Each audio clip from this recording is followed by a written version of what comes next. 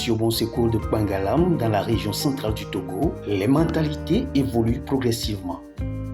De plus en plus d'hommes accompagnent leurs épouses aux consultations prénatales et postnatales, témoignant ainsi de leur engagement en faveur de la santé de leur famille.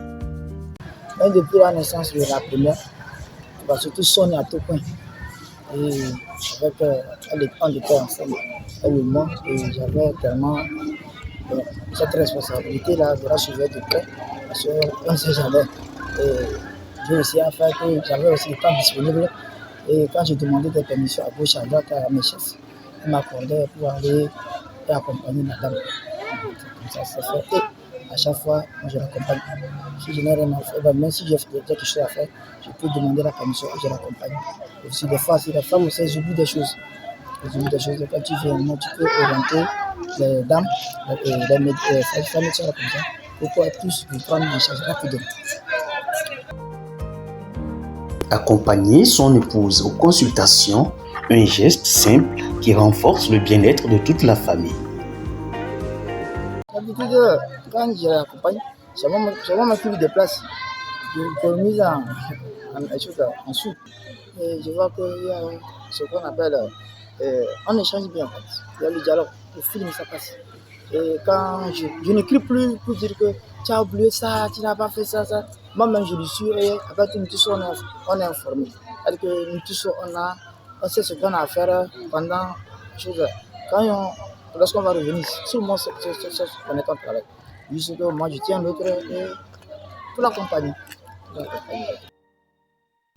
La présence du père aux consultations prénatales et postnatales est un véritable signe d'engagement.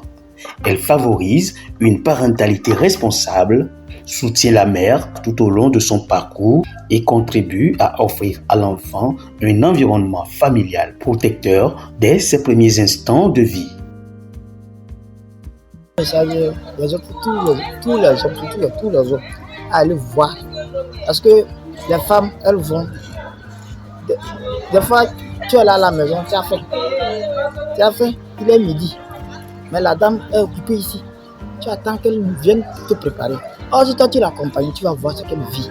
Et au moins, c'est que ça permet que la femme ne se sente pas délaissée. Parce que actuellement, je n'ai vu aucun homme ici pour quelque chose. C'est pas bon. Il faut toujours accompagner la femme. La femme ne peut pas tout faire. Elle ne peut pas tout faire. Et ce que les autres hommes accompagner les femmes, vérifier la régularité. Vous enfants, quand les enfants vont grandir, c'est fini, c'est l'école.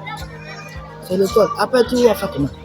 Tu vas dire, oh, telle personne, tu l'as participé dès l'enfance, comme ça, tu as senti qu'au moins que tu as participé. Comme ça. Et voilà, j'ai tout ça là, comme ça, on comprend. L'homme va faire. Mais quand ils grandissent là, c'est là-bas. Ouais. Et je sais tous les hommes de faire preuve de compassion, de courage, de patience. Mais accompagner une femme, c'est une bonne chose. Ça permet de suivre les enfants et la famille. La grossesse et les premiers jours de vie d'un enfant concernent toute la famille.